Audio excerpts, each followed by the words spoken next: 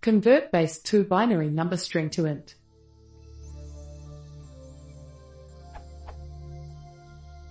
I'd simply like to convert a base-2 binary number string into an int, something like this. Is there a way to do this in Python?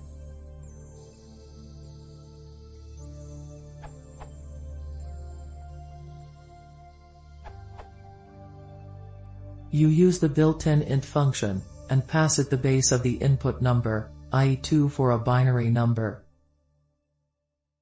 Here is documentation for Python 2, and for Python 3.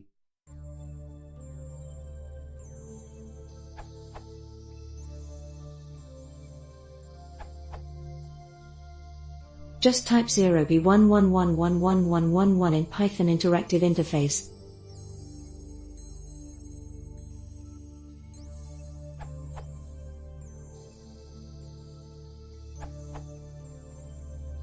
Another way to do this is by using the bitstring module.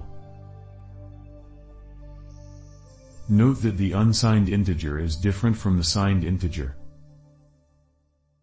The bitstring module isn't a requirement, but it has lots of performant methods for turning input into and from bits into other forms, as well as manipulating them.